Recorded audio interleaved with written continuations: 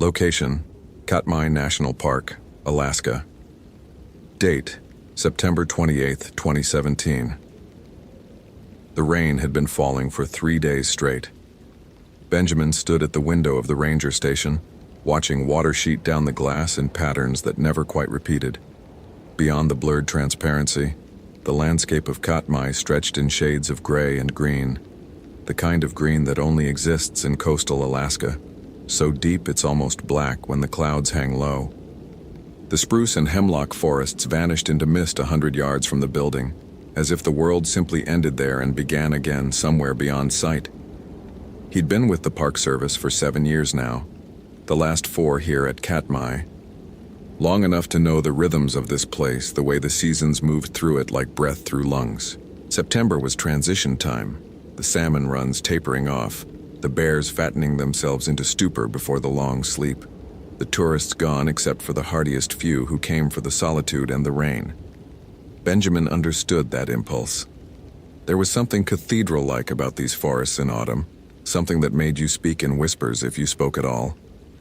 He poured his 3rd cup of coffee, steam rising to join the condensation already forming on the inside of the windows.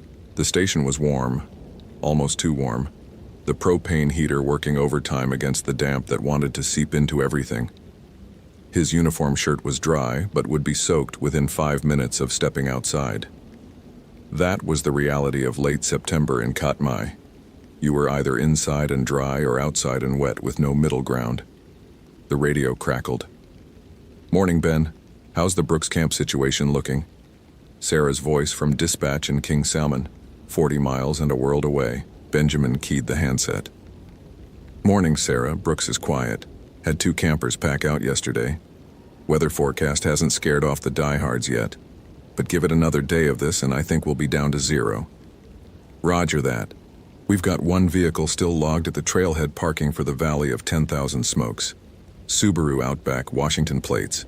Permit says 3-day solo hike, due back this afternoon." Benjamin checked his clipboard, running his finger down the permit log.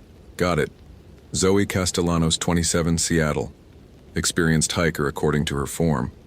Left 2 days ago, planned route through the Ash Valley and back via Baked Mountain Trail. Keep an eye out. This rain's been pushing the creeks up. Some of those crossings are going to be tricky." "Will do. She's got a spot beacon on her equipment list, so if she gets into trouble, we'll know." "Copy. Stay dry if you can." That's the dream. Benjamin hung the handset back on its cradle and returned to the window. Somewhere out there, beneath all that rain and mist, Zoe Castellanos was presumably making her way back toward civilization. He'd met her briefly when she came in for her permit. A slight woman with dark hair pulled back in a practical braid. The kind of hiker who asked intelligent questions about bear protocols and creek conditions. She'd had good gear, quality boots that showed wear but not abuse. She knew what she was doing, or at least gave every appearance of it. Still, 3 days alone in the backcountry during a storm like this. Benjamin had done it himself more times than he could count, but he never stopped respecting the 1,000 ways the wilderness could kill you if you made one wrong decision. Hypothermia, a fall on slick rocks, a creek crossing misjudged by 6 inches. The mountains didn't care about your experience level or your quality gear. They were indifferent, and indifference could be more dangerous than malice. He spent the morning on routine tasks, checking the supply inventory, updating the incident log, monitoring the weather station readouts. Wind from the southwest, steady at 12 knots with gusts to 20. Barometric pressure still falling. Temperature 41 degrees and dropping.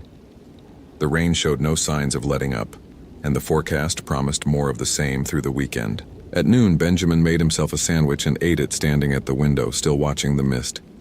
The forests were so quiet. No birds called. They'd taken shelter somewhere, huddled in dense cover waiting out the deluge. Even the usual sounds of the woods, the creaking of trees and rustle of undergrowth, seemed muffled beneath the constant percussion of rain on roof, rain on earth, rain on 10,000 leaves. He was rinsing his plate when the satellite phone rang. Benjamin dried his hands and picked up. "Katmai Ranger Station, this is Benjamin." "Ben, it's Marcus." Marcus Yazzie, lead ranger for the Brooks Camp District. I'm at headquarters going through the trail camera footage from last week.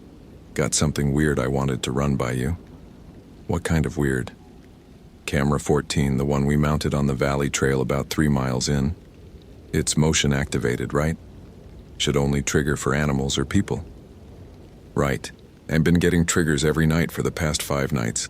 Same time between 10 and 11 p.m., but there's nothing on the footage. Benjamin frowned. Nothing? Could be a technical glitch. Moisture in the sensor, maybe. That's what I thought, but the camera's functioning fine otherwise. Captures bears, moose, even got a wolverine 2 days ago. But these nighttime triggers? Just empty trail. Well, not empty exactly. The trees are moving like something just passed through, but there's nothing there. A small cold thread worked its way down Benjamin's spine, the kind of feeling that has nothing to do with temperature. Which camera did you say? 14, on the valley trail. That's on Zoe Castellanos' route. Silence on the line for a moment. The solo hiker? Yeah. She's due back this afternoon. Probably nothing, Marcus said, but his voice carried a note that suggested he didn't quite believe it himself. Just wanted you to know. Keep an ear on the radio in case she calls in. Will do. Benjamin hung up and looked at the clock. 12:47 p.m. Zoe's permit listed her expected return time as between 2 and 4 p.m., accounting for weather delays. Still well within the window. Nothing to worry about yet. He tried to return to his paperwork but found himself distracted, his eyes drifting to the window every few minutes. The mist had thickened, reducing visibility to perhaps 50 feet. The world had contracted to just the station and the small circle of visible ground around it. Everything beyond that dissolved into gray uncertainty. At 2:30, Benjamin put on his rain gear and did a perimeter check of the station, more to occupy himself than from any real necessity. The rain drummed against his hood, ran down his neck despite the supposedly waterproof collar. He checked the generator, the propane tanks, the bear-proof garbage enclosure. Everything in order. Everything normal. Except for the silence. It struck him as he stood beside the generator shed, listening. The rain made noise, yes. A constant white static that filled the air. But beneath it, there should have been other sounds. The forest should not have been this quiet, even in a storm. Even with the birds sheltered and the animals hunkered down, there should have been something. The creak of branches, the gurgle of water finding its channels, the tick of cooling metal from the generator. But there was nothing. Just rain. Just that endless, suffocating hiss. Benjamin completed his circuit and returned to the station, shaking water from his jacket. He was being paranoid. The weather was affecting him, that was all. 3 days of rain would make anyone jumpy. He checked the radio. No calls. He checked his email on the satellite link. Nothing urgent. He checked the spot beacon monitoring system, the GPS tracker that would show any distress signals from registered devices in the park. All clear. At 3:45, with Zoe now 15 minutes past her earliest expected return time, Benjamin made fresh coffee and told himself there was no reason to worry yet. Hiking in rain took longer. She might have decided to wait out the worst of the weather under a rock overhang somewhere. She might have taken a wrong turn and added an hour to her route. All perfectly normal scenarios. At 4:30, with Zoe now officially late, he called dispatch. Sarah, it's Ben. Our solo hiker hasn't reported back yet. Copy. How late is she? 30 minutes past her latest expected return. Not emergency territory yet, but wanted you aware. Acknowledged. Keep me posted. If she's not back by 6, we'll start thinking about next steps. Benjamin spent the next hour and a half trying not to stare at the door, willing it to open and reveal Zoe Castellanos, wet and tired, but safe. At 5:00, he walked out to the trailhead parking area, a 10-minute hike through dripping forest. The Subaru Outback sat alone in the gravel lot, rain bouncing off its roof, Washington plates just as the log had noted. He cupped his hands to peer through the windows. Camping gear in the back, a book on the passenger seat. an air freshener shaped like a pine tree hanging from the mirror. He returned to the station and called dispatch at exactly 6 p.m. "She's not back." "Okay." Sarah's voice had shifted into professional mode, the casual friendliness replaced by focus. "Let's start the protocol. You want to do an initial search tonight or wait for morning?" Benjamin looked at the window. Full dark now, or as close to it as made no difference with the cloud cover. The rain continued its relentless assault. "I'll do a preliminary sweep of the most likely routes. 2, maybe 3 hours. If I don't find sign of her, we'll organize a full search at first light. Be careful out there. Always am." He geared up. Headlamp, GPS, first aid kit, emergency blanket, radio, satellite phone.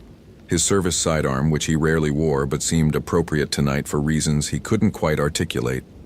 He left at 6:30, stepping out into a darkness so complete it seemed to have weight. 2 days earlier, Zoe had stood at this same trailhead, adjusting the straps of her pack in the drizzle, excited despite the weather. 3 days alone in Katmai. 3 days to think, to breathe, to exist without the constant digital hum of Seattle surrounding her. She'd planned this trip for 8 months, studying maps, reading trip reports, waiting for her vacation time to align with the season. The Valley of 10,000 Smokes wasn't a difficult hike, not really. Volcanic ash and pumice underfoot, moonscape terrain that looked like nowhere else on Earth. She'd done harder. She'd backpacked through the North Cascades, climbed 3 of Washington's volcanoes, spent a week in the winds of Wyoming. She knew how to filter water, hang a bear bag, navigate by compass when the GPS failed. The first day had been perfect, or as perfect as hiking in steady rain could be. The ash valley spread out around her like a gray ocean frozen mid-wave, the pumice crunching under her boots, steam vents rising in the distance like ghosts of the 1912 eruption that had created all this. She'd camped that night beside a clear stream, the sound of water over rocks lulling her to sleep. The second day, she'd continued deeper into the backcountry, following the route she'd planned. The rain intensified, but that was fine. She had good gear. She knew how to stay dry, or dry enough. The mist came and went, sometimes opening to reveal stunning vistas of mountains and ash fields, sometimes closing in until she could barely see 20 feet ahead. It was late afternoon on the second day when she first heard the crying. Zoe stopped mid-step, her boot hovering over a puddle. The sound came from somewhere ahead and to her left, muffled by rain and mist, but unmistakable. A child crying. Not screaming, not shouting, just crying. The kind of exhausted, hopeless sobbing that made something in her chest clench with instinctive concern. She stood still, listening. The sound continued for perhaps 10 seconds, then stopped. "Hello?" she called. Her voice seemed to die in the mist, absorbed by the rain. "Is someone there? Do you need help?" Nothing. Just the rain. Zoe checked her map. There were no other permit holders scheduled in this area. The Brooks Camp Ranger, Benjamin, she remembered his name, had been very clear about that. She was the only person in this section of the park, which meant either someone had come in without a permit or what? A lost child? Out here? Impossible. She waited another minute, listening. When the crying didn't resume, she continued hiking, but a small knot of unease had formed in her stomach. The sound had been so clear, so distinctly human, and so distinctly a child. She hiked for another hour, covering perhaps 2 miles. The terrain grew rockier, the trail winding through low hills covered in dwarf birch and willow. The crying came again, this time from behind her. Zoe spun around, scanning the mist. "Hello? Where are you?" The crying continued for a moment longer, then cut off abruptly, replaced by silence so complete it felt wrong. She stood motionless, rain running down her face, every sense straining. Nothing moved. No child appeared through the mist. No footsteps approached. "This is crazy," she whispered to herself. Sound could do strange things in fog and rain. She'd probably heard a bird, a raven or something, and her brain had interpreted it as human. That made sense. That was rational. She hiked on, but faster now, wanting to reach her planned campsite before dark. The crying followed her, never close, always at the edge of hearing, sometimes ahead, sometimes behind, once from so far to her right, it couldn't possibly have been the same source. By the time she reached the campsite, a small flat area beside another stream, her hands were shaking as she set up her tent. Not from cold, from something else. Something she didn't want to name. The crying stopped once the tent was up. Zoe made dinner, her camp stove hissing in the rain, and ate without tasting the food. She kept her headlamp on, pointed out into the darkness, waiting for something to appear. Nothing did. She climbed into her sleeping bag fully dressed, telling herself it was because of the cold. She was asleep within minutes, exhaustion overriding unease. She woke to the sound of her name. Zoe. Soft. Almost a whisper. Coming from just outside the tent, she lay rigid in her sleeping bag, heart hammering. The voice had been female, she thought, or maybe male, or maybe neither. It had been wrong somehow, the syllables stretched too long, the tone not quite matching any human voice she'd ever heard. Zoe. Again. Closer. Who's there? Her voice cracked. Silence, long enough that she began to think she'd imagined it. Then, help me, Zoe. She grabbed her flashlight with numb fingers and unzipped the tent fly, shining the light out into the darkness. Rain, trees, nothing else. Where are you? Here. The voice came from the direction of the stream. I fell. I'm hurt. Please help. Zoe's training warred with her instincts. If someone was injured, she had to help. That was basic human decency, basic wilderness ethics. But every nerve in her body screamed that something was wrong, that she should stay in the tent, zip it closed, wait for morning. I'm coming, she called, and hated how her voice shook. She pulled on her boots, grabbed her first aid kit, and climbed out of the tent into the rain. The stream was 30 feet from her campsite. Tumbling over rocks in the darkness, she swept her flashlight back and forth along the banks, looking for an injured hiker, a fallen climber, anything that would explain the voice. Nothing. Hello? Zoe. Right behind her. She spun, and for just a moment, less than a second, a fragment of perception. She saw something at the edge of her flashlight beam. Something that might have been a person, or might have been something else. Something with two long limbs and eyes that reflected light wrong, and a mouth that opened too wide. Then it was gone, and she was alone in the rain, her breath coming in gasps, her hands shaking so badly she nearly dropped the flashlight. Zoe ran, back to her tent, scrambling inside, zipping the fly shut with fingers that wouldn't quite obey her. She sat in the darkness, listening to the rain, listening to her own racing heartbeat, listening for the voice. It didn't come again that night, but she didn't sleep either. Oh. Benjamin's headlamp cut a cone of light through the rain and darkness, illuminating perhaps 15 feet of trail at a time. Everything beyond that was void. He'd been hiking for 40 minutes, following the valley trail toward the most likely point where Zoe would be returning. His radio crackled, making him jump. Unit 7, this is dispatch. Go ahead, Sarah. Any sign of her? Negative. I'm about 3 miles in. Still have another mile to the junction point. Copy. Be advised, we're getting some weird reports from other areas of the park. Might be related, might not. Benjamin stopped walking. What kind of reports?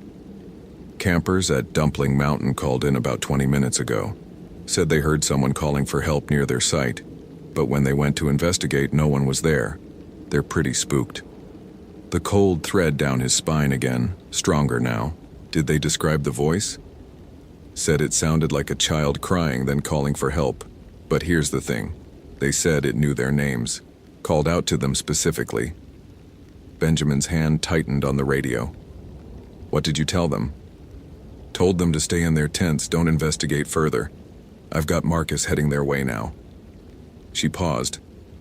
Ben, what's going on out there? He should have said he didn't know. He should have stuck to procedure, to rationality, to the kinds of explanations that made sense in incident reports. Instead, he found himself saying, "Have you ever heard of Kushtaka?" Silence on the radio for a long moment. Then, yeah, my grandmother told stories, telling it legends. Why? Just wondering. He keyed off before she could ask more questions. Kushtaka. The word felt heavy in his mind, laden with implications he didn't want to examine too closely. He'd heard the stories 2 years ago, from an old ranger who'd grown up in a Tlingit village near Juneau. Shapeshifters that lived near water, that could take the form of otters or humans or something in between. They mimicked voices, lured people away from safety, led them into rivers where they'd be transformed. Lost, never found. Just stories. Folklore. The kind of tales every wilderness culture told to keep children from wandering too far from camp to explain the unexplainable. Except for the empty trail camera footage. Except for the campers at Dumpling Mountain. Except for the fact that Zoe Castellanos, an experienced hiker with good gear and good sense, was now 4 hours overdue and somewhere in these dark, rain-soaked forests. Benjamin continued hiking, his senses hyper-alert now. The rain continued its monotonous drum against his hood. The trail wound through forest so thick his headlamp beam couldn't penetrate more than a few feet into the undergrowth. Several times he stopped, certain he'd heard something. A footstep, a branch breaking, a voice, but each time there was only rain, only darkness. At the 4-mile mark, he found her first camp. The tent was still standing, properly staked, the fly taut and undamaged. Her pack leaned against a tree, covered with its rain cover. Everything looked normal, orderly, exactly how a responsible backpacker would leave a camp.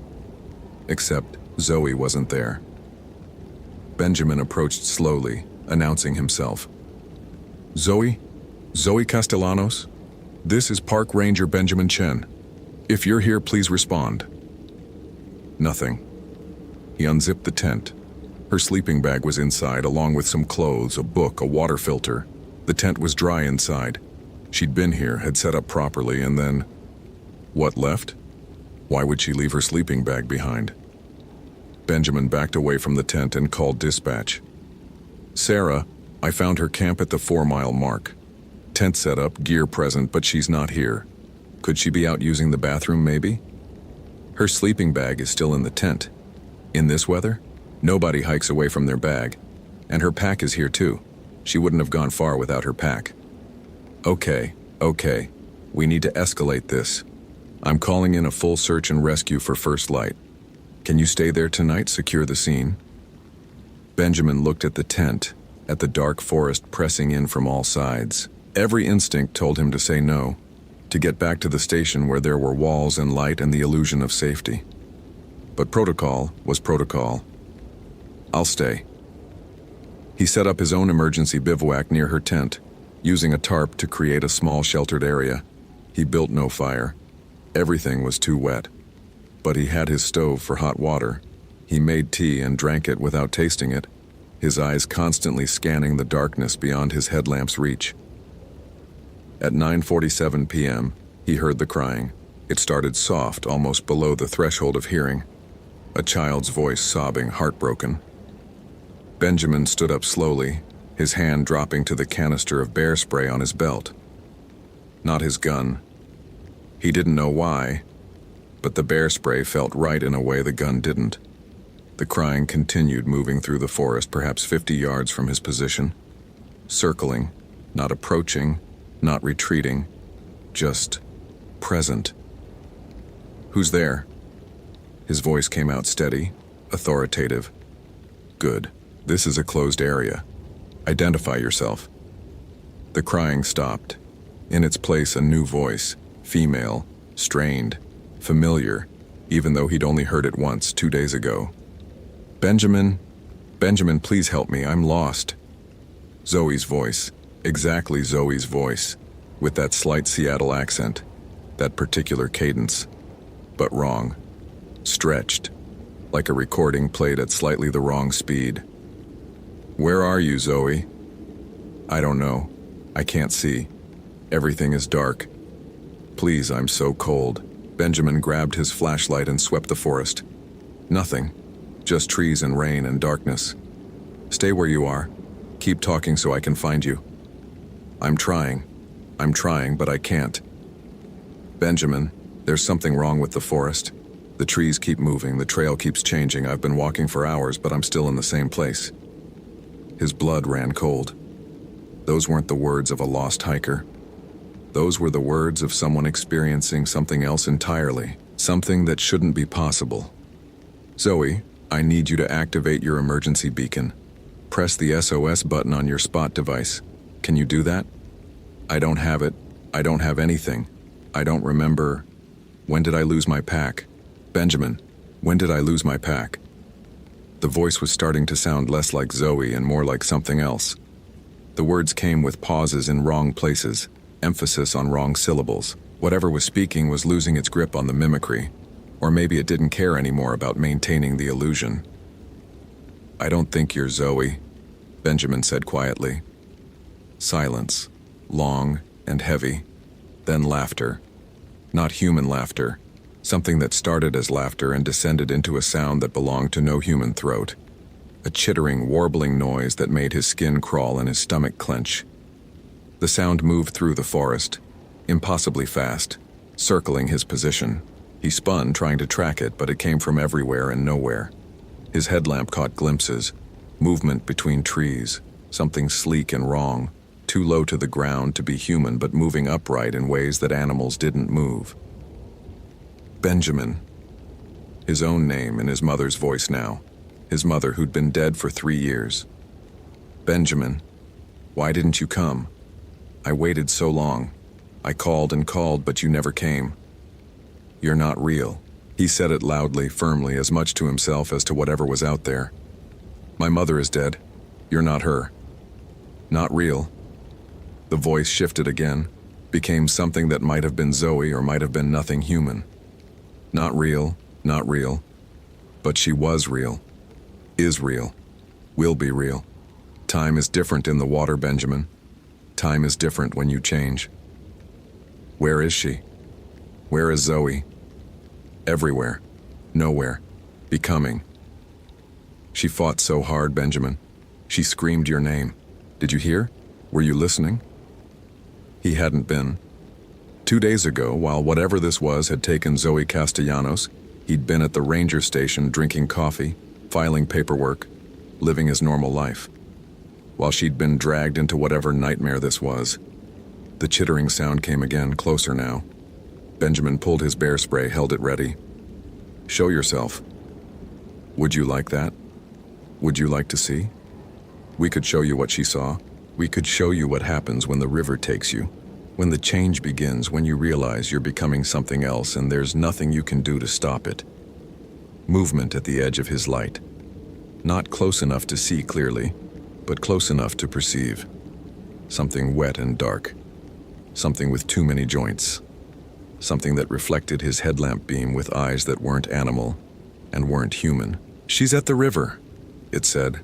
And now the voice was a perfect copy of his own, Benjamin speaking to Benjamin. She's at the river waiting for you.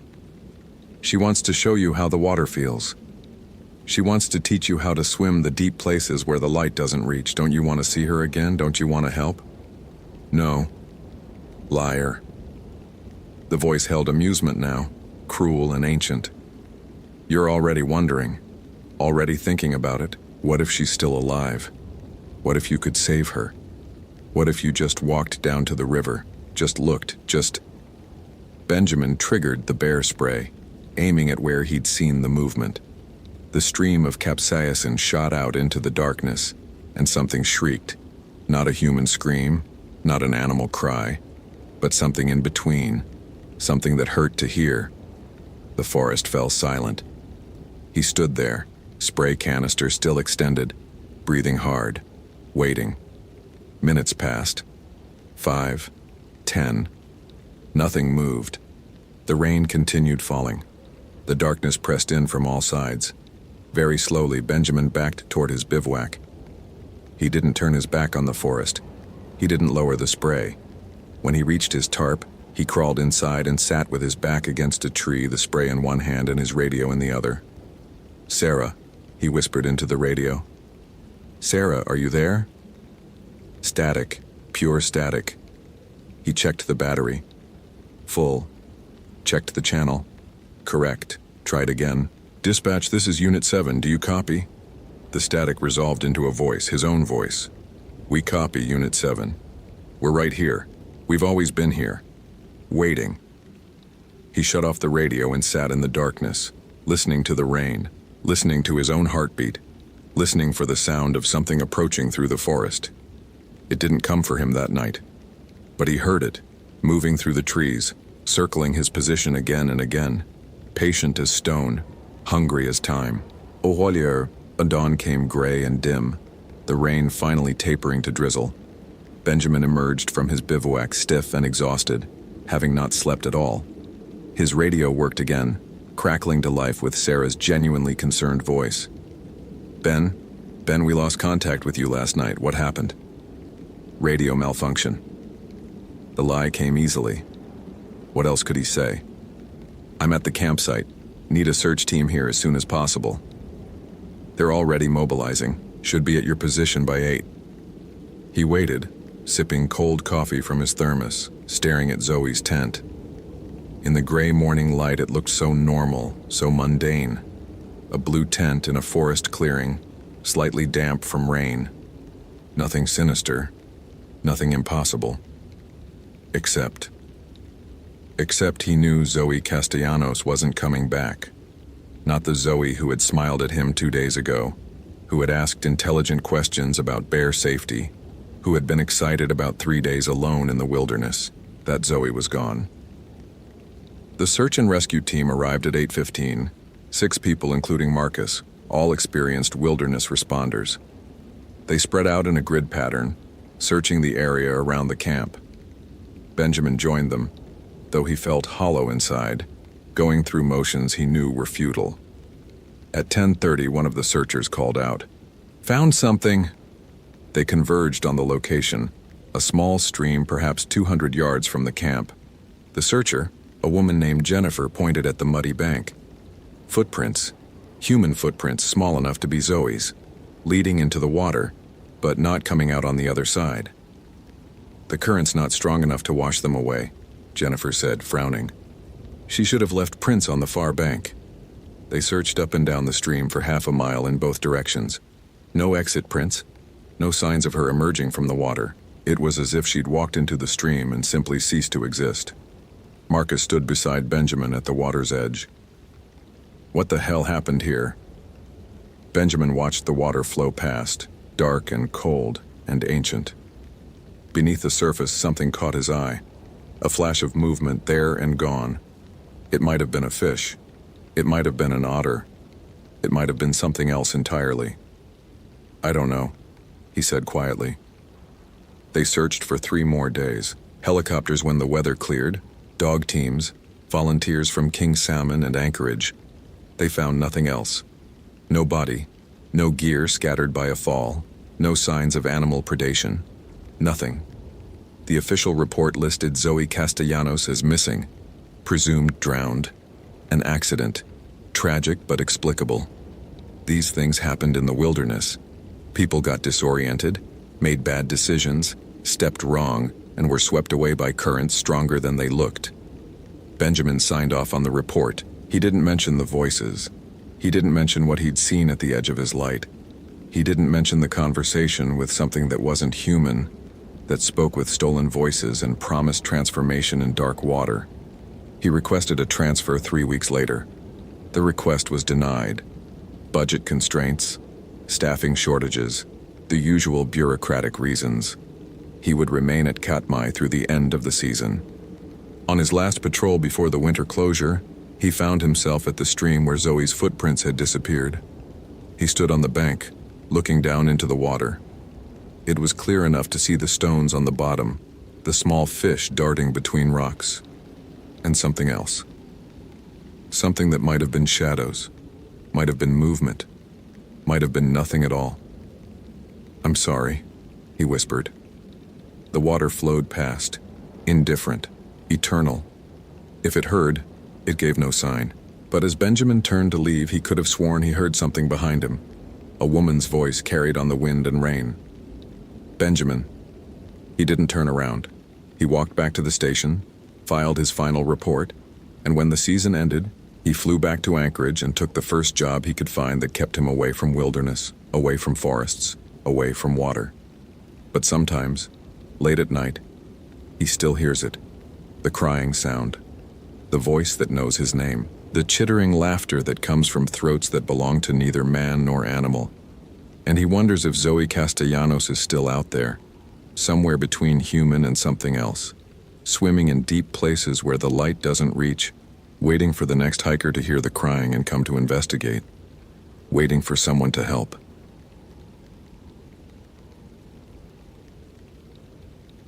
Location: Congaree National Park, South Carolina. Date: August 17, 2019. The cypress trees stood like ancient pillars in water the color of strong tea, their knees breaking the surface in knobbed clusters that seemed almost deliberate, almost architectural.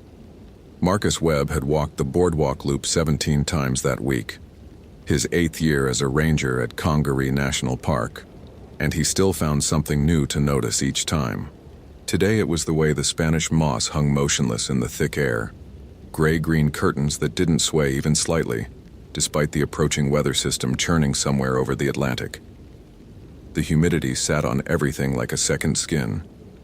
By 9 in the morning, his uniform shirt already clung to his back, and the radio on his belt felt heavier than it should.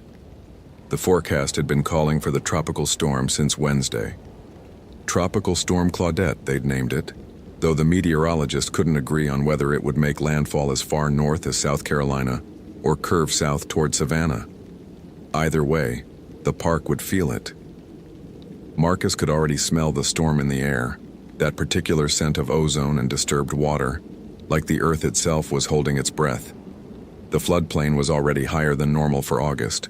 Another few inches, and they'd have to close the low boardwalk sections. Another foot, and they'd evacuate the backcountry campers entirely. He stopped at the intersection where the boardwalk split toward Weston Lake, checking his watch. 9:43. The morning had been quiet so far. 3 visitors on the early loop, all out by 8:30. A retired couple from Pennsylvania and a young woman who'd been sketching the bald cypress roots with impressive detail. She'd shown him her work when he'd passed. Intricate pen drawings that captured the way the trees seemed to grow directly from the water, their bases flaring like the hems of ball gowns.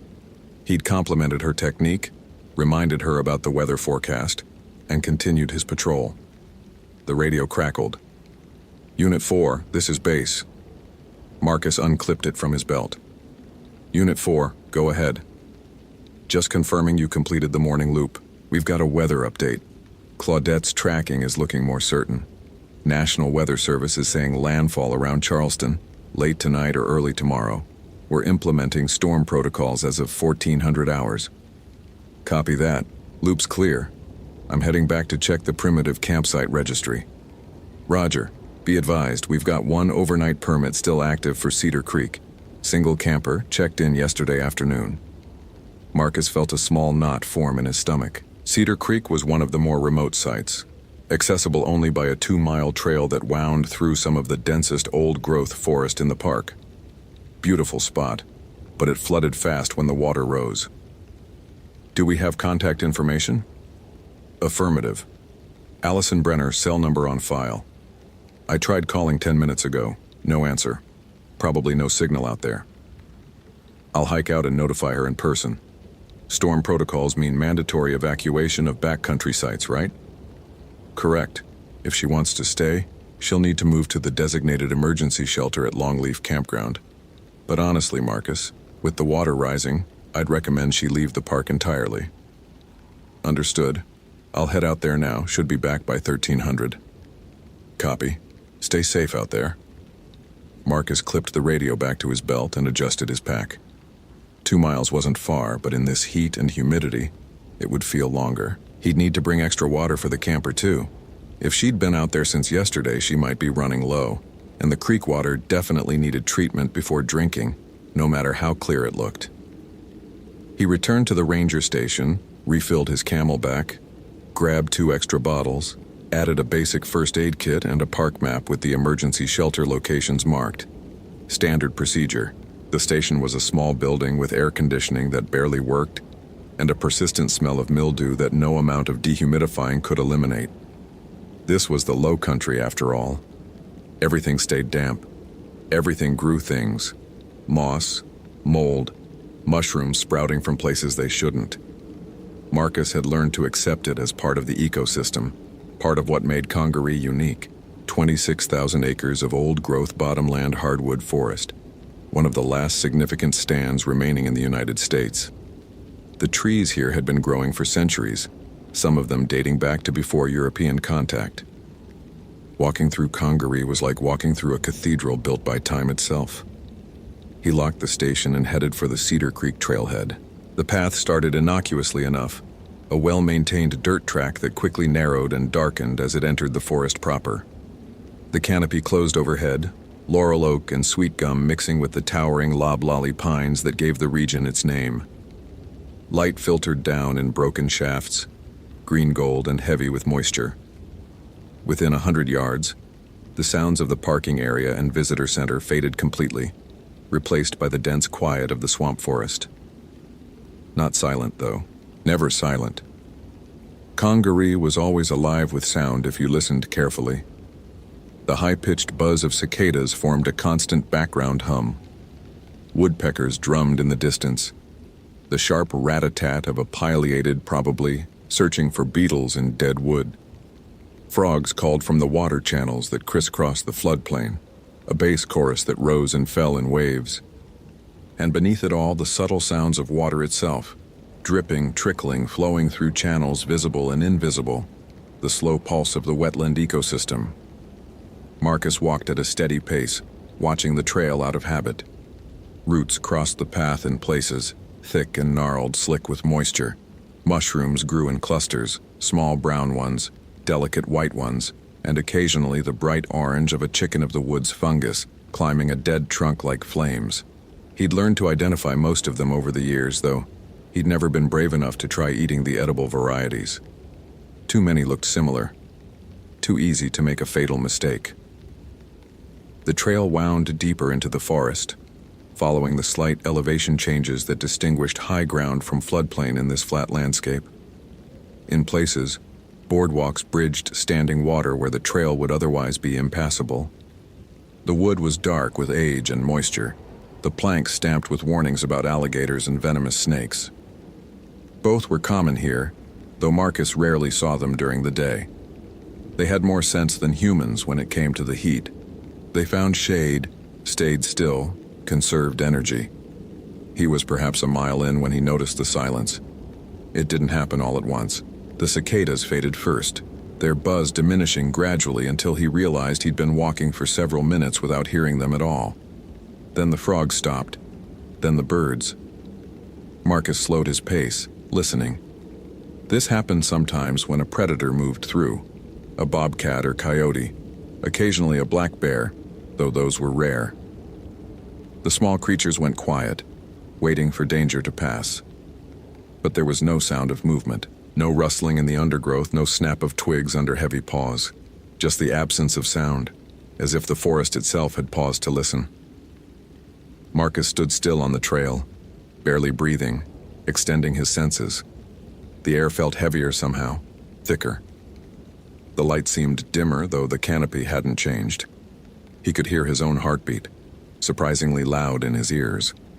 Could hear the slight rasp of his breathing, and beneath that, or perhaps imagined, a sound like breathing that wasn't his own.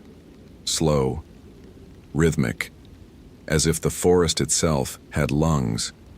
He shook his head slightly, annoyed at himself. 8 years in the park and he was getting spooked by natural silence. A predator had passed through, that was all. The sounds would return. He continued walking but found himself moving more quietly, stepping carefully to avoid snapping twigs or scuffing the path. The silence persisted for another quarter-mile before the first frog resumed calling, tentative at first, then joined by others. The cicadas started again. The forest exhaled, and Marcus realized he'd been holding tension in his shoulders that he now consciously relaxed. Nothing wrong. Just the woods being the woods. The Cedar Creek campsite sat in a small clearing about 50 yards from the creek itself, accessible by a narrow spur trail marked with a weathered wooden sign. Marcus had been there dozens of times. It was a popular spot for experienced campers who wanted solitude but didn't want to venture into the true backcountry sites that required navigation by compass and map. Cedar Creek had a fire ring, a cleared tent pad, and a bear box for food storage. Basic, but maintained. He could see the tent as soon as he entered the clearing. A small two-person model, dark green, pitched properly with the guy line secured and the rainfly attached despite the current lack of rain. Good camping practice. Whoever this Allison Brenner was, she knew what she was doing. The tent flap was closed. "Hello, the camp," Marcus called out using the traditional hiker's greeting. "Park ranger doing a wellness check." No response. He walked closer, noting the details automatically. A pair of hiking boots sat outside the tent, neatly placed. A small camp chair was set up near the fire ring, which contained the cold remains of a fire from last night, burned down to white ash, properly extinguished. A stuff sack hung from the bear cable, probably containing food. Everything looked orderly, well organized. Nothing seemed wrong. "Ms. Brenner?" He stopped about 10 feet from the tent. "Allison Brenner. This is Park Ranger Marcus Webb. I need to talk to you about the weather forecast." Still no response. The tent didn't move. No sound of someone stirring inside. Marcus felt a prickle of concern. Maybe she was out hiking, exploring the area. But her boots were here, and hiking in the swamp in sandals or barefoot was asking for trouble. Too many roots, too many things that could cut or bite. He approached the tent and knocked on the aluminum pole near the entrance. "Ms. Brenner, are you in there?" He waited 10 seconds, then carefully unzipped the tent flap a few inches. "I'm opening your tent to check on your welfare. If you're in there, please respond." He pulled the flap wider and looked inside. Empty. The sleeping bag was rolled neatly in one corner, a small backpack propped against it. A headlamp hung from the tent's interior loop. A book, he could see it was a field guide to southern trees, lay on top of the sleeping bag. Everything packed and organized as if she'd stepped out for just a moment. But her boots were outside. Where would she have gone? Marcus straightened and scanned the campsite more carefully. No signs of disturbance. No indication of an animal getting into the camp. The stuff sack hanging from the bear cable was intact, showing she'd followed proper food storage protocols. He walked toward the creek, thinking maybe she'd gone to filter water or wash up, though the lack of boots still bothered him. The creek itself ran clear and dark, tan and stained water moving sluggishly between cypress knees and over submerged logs. The water level was definitely higher than normal. He could see the high water marks on the tree trunks, showing where the creek had been earlier in the summer. In another 12 hours, with the storm surge and rainfall from Claudette, this area would be significantly flooded. "Allison," he called louder now, his voice carrying through the forest. "Allison Brenner, if you can hear me, please respond. This is Park Ranger Webb." He listened. Frogs, cicadas, the slow gurgle of creek water. No human voice. Marcus pulled out his radio. "Base, this is Unit 4. "Static then. Go ahead, Unit 4. "I'm at Cedar Creek campsite. The tent is here, set up and occupied, but the camper is not present. Boots are outside the tent, but I can't locate her in the immediate area." A pause. "Any signs of disturbance or emergency?" "Negative. Everything looks orderly. But she's not answering calls, and I can't see where she would have gone without her boots." "Copy. Do you want backup for a search?" Marcus checked his watch. 11:15. "Let me do a quick search of the immediate area first. She might have just gone for a short walk. I'll radio in 15 minutes with an update." "Roger that. We'll stand by." He clipped the radio back and began a systematic search of the area around the campsite, moving in concentric circles, looking for any sign of passage. The ground was soft in places, muddy in others, but he found no clear footprints. No broken vegetation suggesting someone had pushed through the undergrowth.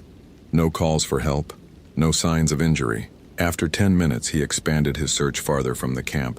following the creek upstream for 100 yards, then downstream for the same distance. Nothing. The forest simply absorbed her, left no trace. It was as if Allison Brenner had stepped out of her tent and vanished into the humid air. Marcus felt the knot in his stomach tighten. This wasn't right. People didn't just disappear. But in Congaree, in 26,000 acres of swamp forest where you could walk 50 feet off trail and be completely disoriented, where the water was rising and a storm was coming, yes, people could disappear. It happened. Not often, but it happened. He was about to radio base again when he noticed something. On a cypress tree about 30 yards from the campsite, at roughly eye level, something had been carved into the bark, not deeply, just scratched into the surface like someone had used a fingernail or a sharp stick. Marcus approached it slowly, an irrational sense of dread building in his chest. The carving was simple. 3 curved lines, arranged in a pattern that looked almost like a simplified face. 2 marks for eyes and 1 for a mouth. But the mouth was wrong. It curved upward in a smile that was too wide, too sharp, like a crescent moon lying on its back. Below the face, a single word had been scratched. Writing. Marcus stared at the carving, a cold feeling spreading through him despite the oppressive heat. The marks looked fresh. The exposed wood was still pale, not yet darkened by moisture and oxidation. They could have been made today, could have been made last night. He'd never seen anything like this in the park before. Vandalism happened occasionally, initials carved in trees, spray paint on rocks. But this felt different. This felt deliberate, meaningful in a way he couldn't articulate. The face with its too wide smile seemed to be looking at him, and the word writing echoed in his mind with implications he didn't want to consider. His grandmother had been from the Low Country, from a small Gullah community outside Beaufort. She'd died when Marcus was 12, but he remembered the stories she used to tell. Old stories, passed down through generations that stretched back to West Africa. Stories that had evolved and changed in the humid darkness of the Carolina coast. Stories about things that moved at night. Things that weren't quite human anymore, if they ever had been. One story in particular came back to him now, unbidden. The story of the Boo Hag. He pushed the memory away. That was folklore. That was stories told to scare children. This was a real missing person in a real national park with a real storm approaching. He needed to focus on practical concerns, not on half-remembered tales from childhood. But the word writing stayed with him as he pulled out his radio. Base, this is Unit 4. I need to initiate a search and rescue operation. I'm marking this as a code yellow. Missing person, circumstances unclear. Allison Brenner had arrived at Cedar Creek campsite yesterday afternoon with a sense of relief that she hadn't expected to feel so intensely. The drive from Charlotte had taken 4 hours, and the last month of her life had been, she didn't even have a word for it. Suffocating, maybe. Crushing. Her father's funeral had been 3 weeks ago. The estate settlement was dragging on. Her sister wasn't speaking to her over a disagreement about their mother's care. And Marcus, different Marcus, her ex-boyfriend Marcus, had started dating someone new, posting pictures that kept appearing in Allison's social media feed no matter how many times she muted or blocked. She'd needed to get away, needed to be somewhere with no cell signal, no internet, no constant stream of other people's expectations and judgments. Somewhere she could just exist without having to perform or explain or justify. Congaree had seemed perfect, remote but not dangerous, beautiful but not crowded. She'd reserved the Cedar Creek site online, packed her gear with the kind of meticulous attention to detail that came from years of camping with her father, and driven south into the Low Country, with her windows down and her phone off. The hike to the campsite had been harder than she'd expected. The humidity was brutal, and her pack was heavier than it needed to be. She'd overpacked, as usual, bringing things just in case that she'd probably never use. But she'd made it, and the campsite was even better than the pictures online. The clearing was peaceful, shaded by massive trees that seemed to exist in a different time scale than human concerns. The creek burbled nearby, soothing and constant. She'd set up her tent efficiently, hung her food, built a fire, and cooked a simple dinner of rice and dehydrated vegetables. As the sun set and the forest darkened around her, she'd felt something like peace for the first time in weeks. The fire crackled, the frogs sang. The weight she'd been carrying seemed to lift just slightly. She'd read for a while by Headlamp, the field guide to southern trees that she'd bought specifically for this trip, wanting to identify the giants that surrounded her. Bald cypress, water tupelo, laurel oak, overcup oak, names that felt solid, ancient, real, in a way that legal documents and funeral arrangements didn't. By 9:30 she was exhausted, more tired than she'd realized.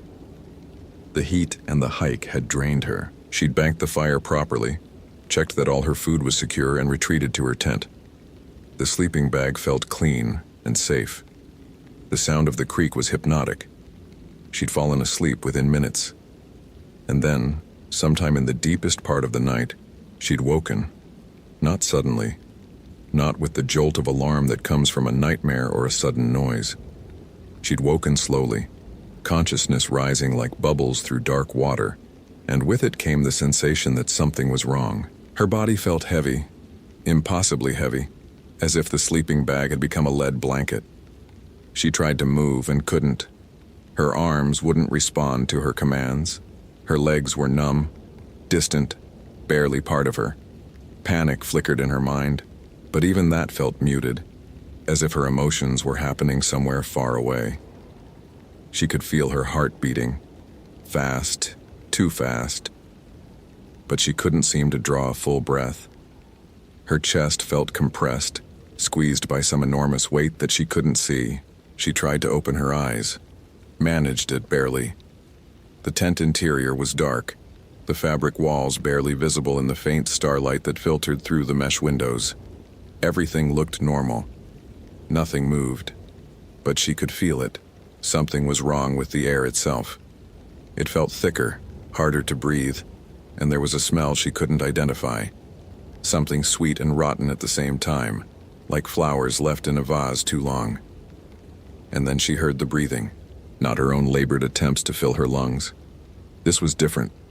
This was slow, rhythmic, deliberate. The breathing of something massive, something patient, something that had all the time in the world. It seemed to come from right above her, right on top of her, though she couldn't see anything when she rolled her eyes upward.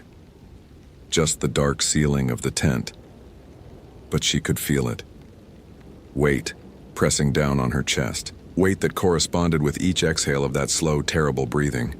As if something was sitting on her, using her, riding her like a horse that had no choice but to carry its burden. Allison tried to scream. Her mouth opened, but no sound came out. She tried to thrash, to fight, to move anything, a finger, a toe, anything, but her body refused to obey. She was trapped in her own flesh, pinned beneath something she couldn't see, couldn't fight, couldn't escape. The breathing continued. In, out, and with each exhale, she felt something being pulled from her. Not blood, not anything physical she could name, but something essential, something that made her her. It was being drawn out through her breath, stolen with each cycle of those enormous invisible lungs. Time stopped meaning anything. She might have been paralyzed for seconds or hours. All she knew was the breathing, the weight, the slow draining feeling of being emptied out like a vessel, and underneath her terror a strange thought surfaced. This has happened before. Not to her, but to others. Many others. This is old. This is what it does. Then, just as slowly as it had come, the weight lifted. The breathing stopped. The air in the tent suddenly felt normal again. Hot, humid, but breathable. Allison gasped, pulling in oxygen like someone who'd been underwater too long. Her body was her own again. She could move her fingers, curl her toes, turn her head. She lay there shaking, too terrified to do anything else. What had that been? A nightmare? Sleep paralysis? She'd heard of that. A condition where your mind wakes but your body remains in sleep paralysis, often accompanied by hallucinations and a sensation of pressure on the chest. That had to be it. Had to be. But the smell lingered, sweet and rotten, real. And outside her tent, very softly, she heard footsteps, not the sound of boots or shoes. This was something else, a soft padding sound, skin on dirt moving around the perimeter of her tent in a slow circle. Around and around, and with it a new sound that made her blood turn to ice. Humming. Someone was humming a tune she almost recognized. Something old and rhythmic, like a lullaby or a work song. The voice was female, but wrong somehow. The pitch wavered in ways human voices didn't, sliding between notes that had no names. Allison pulled the sleeping bag up to her chin, her heart hammering so hard she thought it might burst. The footsteps continued circling. The humming went on, around and around her tent, patient and methodical, like a predator establishing territory. She waited for it to stop, waited for morning, waited for anything to change, but the circling continued until the sky began to lighten. And only then, as the first bird started calling and the forest woke around her, did the footsteps finally move away, fading into the undergrowth with that same soft padding sound. Allison lay motionless until full daylight, then emerged from her tent on shaking legs to find her boots arranged neatly outside where she'd left them, and the morning looking completely normal. The fire ring was cold. The forest was peaceful. Nothing suggested that anything unusual had happened, except that she felt wrong, hollowed out, like something vital had been taken and not returned. And when she looked at the cypress tree 30 yards from her tent, she saw the carving that definitely hadn't been there yesterday. The face with its too wide smile. The single word, writing. She'd backed away from it slowly, fighting the urge to pack immediately and leave. But where would she go? Back to Charlotte? Back to the life that felt like it was crushing her? At least here the danger was honest, straightforward. At least here she could see it coming. Except she couldn't. Whatever had visited her tent last night, whatever had sat on her chest and stolen her breath, she hadn't seen it at all, had only felt it. And now it had marked the trees, marked her campsite, marked her. Allison had spent the morning trying to rationalize what happened. Sleep paralysis, stress, grief manifesting in strange ways. She'd forced herself to eat breakfast, to drink water, to act normal. She'd left her boots outside the tent because they were muddy. She'd taken her field guide and walked down to the creek in her camp sandals, trying to focus on tree identification, trying to convince herself that everything was fine. But she couldn't shake the feeling that something was watching her, something patient, something waiting for night to fall again. And now she stood by the creek, the field guide open in her hands to a page she wasn't reading, and she realized she'd been standing in the same spot for 20 minutes without moving. Time felt strange, thick. The forest was too quiet. The birds had stopped singing, the frogs had stopped calling, and behind her, very softly, she heard footsteps approaching through the undergrowth. The same soft padding sound from last night, skin on dirt, coming closer. Allison turned slowly, her field guide falling from her hands into the shallow water. There was nothing there, just the forest, just the trees, just the thick, humid air, and the sudden, complete silence. But she could feel it, right in front of her, right there, close enough to touch. And then she felt the breath on her face, slow, rhythmic, patient. And she opened her mouth to scream, but found she couldn't make a sound. Couldn't move, couldn't do anything but stand there as the invisible weight pressed against her chest, and the breathing continued, in and out, stealing everything she was with each exhale. The last thing Allison Brenner saw before the forest swallowed her completely was her own reflection in the creek water. But the reflection was wrong. The reflection was smiling too wide, with a mouth like a crescent moon, and she realized with distant horror that the face in the water wasn't hers anymore. It was wearing her, and it was hungry. The search and rescue team arrived at Cedar Creek campsite by 1:30 in the afternoon. 3 rangers plus 2 volunteers from the local SAR unit, all experienced in wilderness search protocols. They spread out in a grid pattern, calling Allison's name, looking for any sign of passage or disturbance. Marcus led them through the same areas he'd already searched, pointing out the tent, the boots, the organized campsite. He showed them the carving on the cypress tree, though he didn't mention what it meant to him, what memories it stirred from his grandmother's stories. The team photographed it as potential evidence but didn't assign it much significance. Probably just vandalism, they agreed, unrelated to the missing person. By 3 o'clock, they'd expanded the search radius to half a mile. By 4, they'd found nothing. No tracks, no torn clothing, no signs of injury. It was as if Allison Brenner had simply ceased to exist. The storm was getting closer. Marcus could feel it in the air, in the way the light had turned yellow-green, in the way the wind had picked up just slightly, making the Spanish moss finally move after days of hanging still. They had maybe 3 or 4 hours before the outer bands of Claudette arrived. After that, the floodwaters would rise fast, and the search would have to be suspended until the storm passed. "We need to make a decision," said Janet Kowalski, the lead SAR coordinator. She was a woman in her 50s with gray hair pulled back in a practical bun and the kind of calm competence that came from decades of emergency response. "Do we pull out now and resume tomorrow? Or do we push through until conditions force us to stop?" Marcus looked at the sky. "If we leave now, we might not be able to get back here for 2 or 3 days. The water's already high. With the storm surge and rainfall, this whole area could be under 3 feet of water by morning. Which means if she's injured somewhere, lying low, she won't survive," Marcus finished. "I know." Janet nodded slowly. "Then we push until we can't anymore. But we stay in constant radio contact, and if I call retreat, everyone moves immediately. No heroes, agreed?" The team agreed. They spread out again, pushing deeper into the swamp forest, moving into areas where the trails disappeared entirely, and navigation became a matter of compass and instinct.